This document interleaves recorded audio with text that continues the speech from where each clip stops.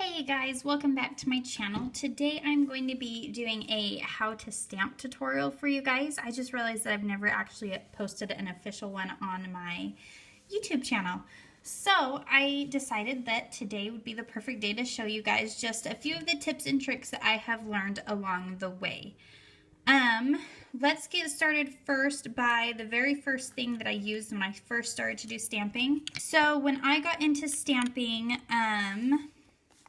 I read reviews, I watched YouTube videos, and I saw that people were struggling and having a difficult time stamping. So for me, my thought was, well, let's just get something cheap that I've seen reviews on that I know that will work, and let's see if I can even do it at all before I spend the money on things that are more expensive.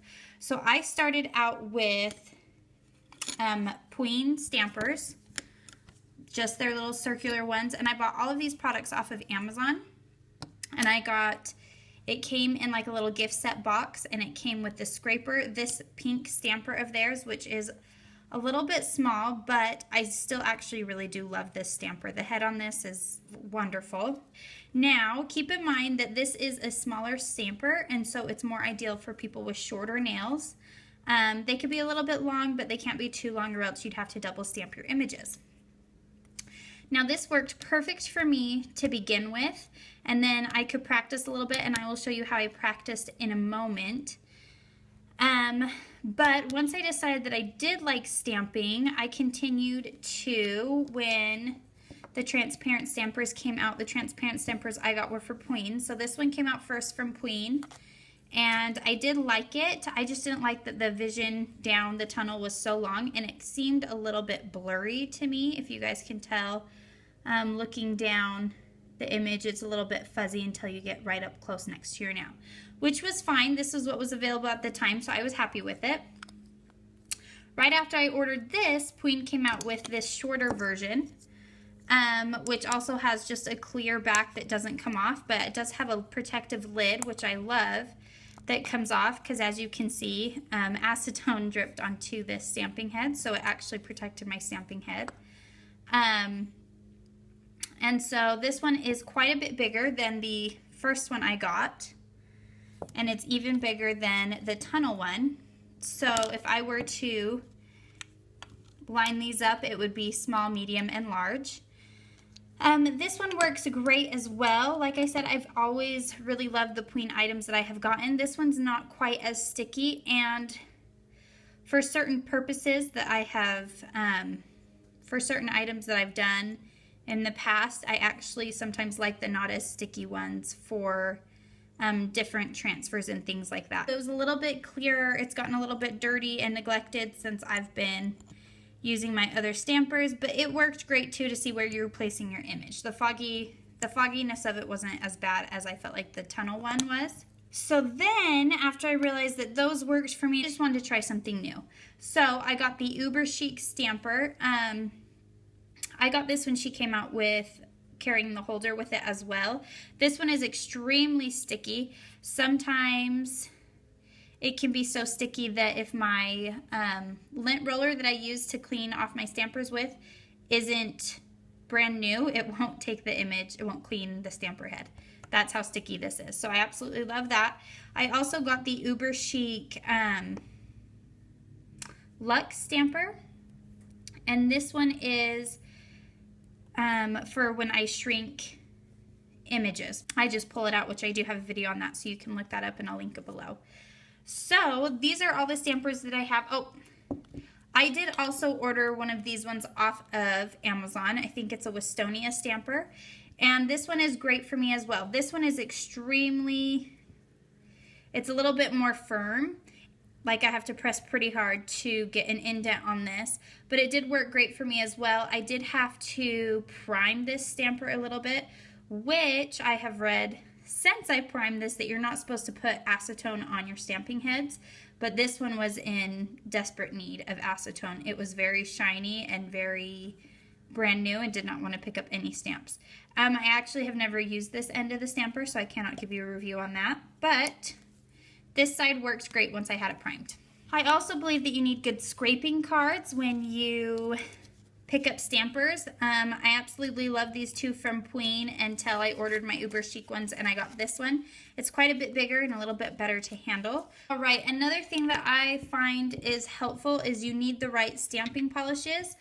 I use Queen stamping polishes and also Bundle Monster stamping polishes right now.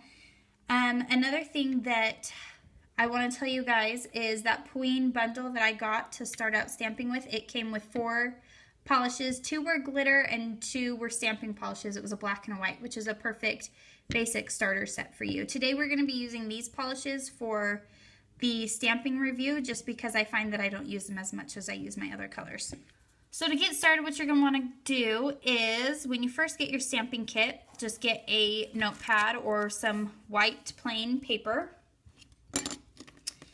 And you can pick a design of any kind. What is the best thing to do, I find, is to get started, what you're going to want to do if you order this basic kit, I'll show you one stamping with this stamper first, just so you guys know that it does work.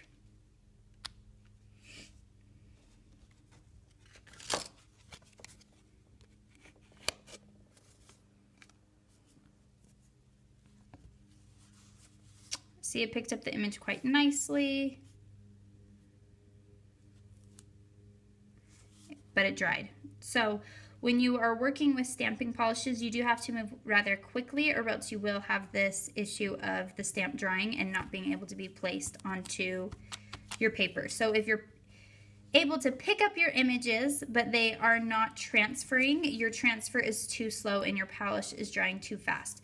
It also has a lot to do with how you are scraping your cards. I scraped mine a little bit too thin, and so the polish would dry quicker.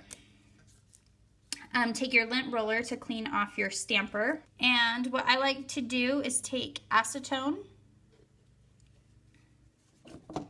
and clean off the plate. I find that this takes the most polish off of the plate, especially with smaller details like this. If you just use fingernail polish remover, you'll find that you won't be able to take all the polish out of all the little crevices. It'll still be tinted whatever color you used before.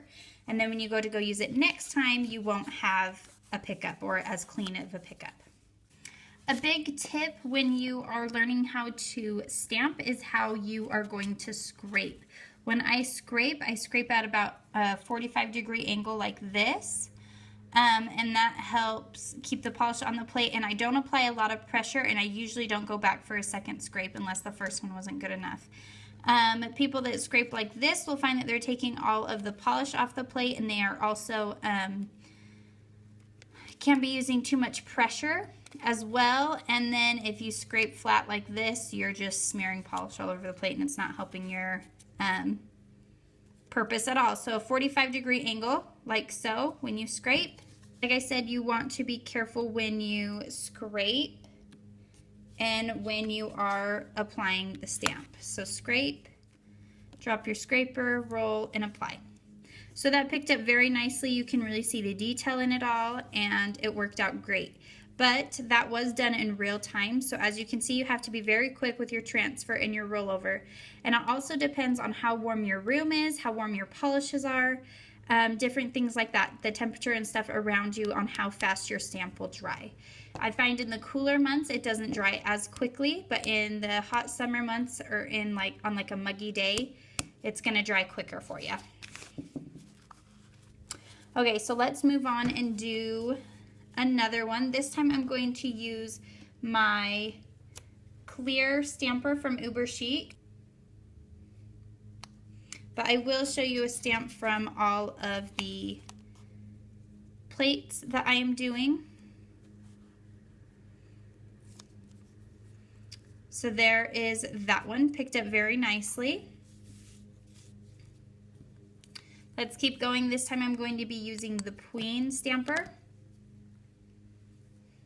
Again, your stamping problems mostly arise in how you are scraping.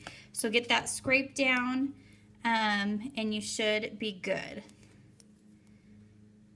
There's this one.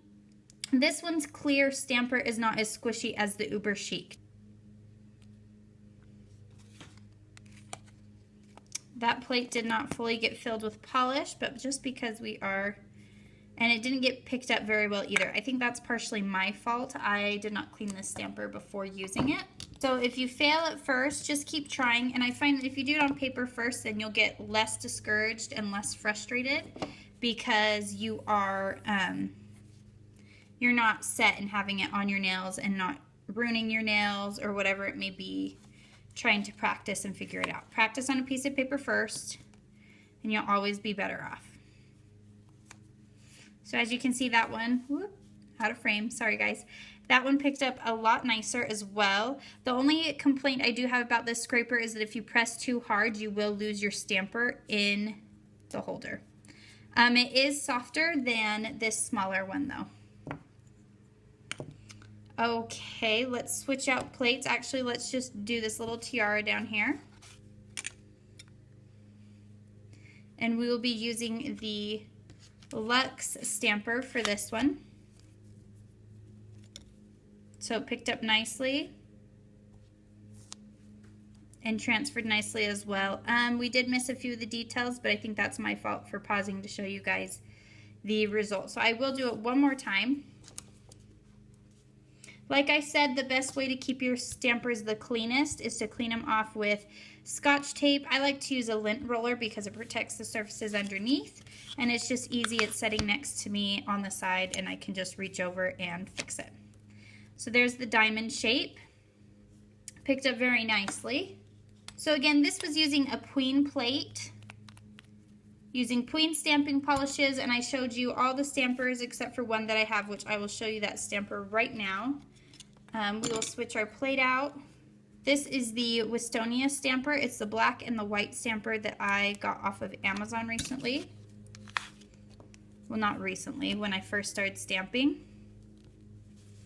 It also does a nice job picking up and laying down. This one, again, is more on the firmer side. And just for kicks, let's try this red side out for those of you who are curious. It is just mostly for like smaller decals and things like that.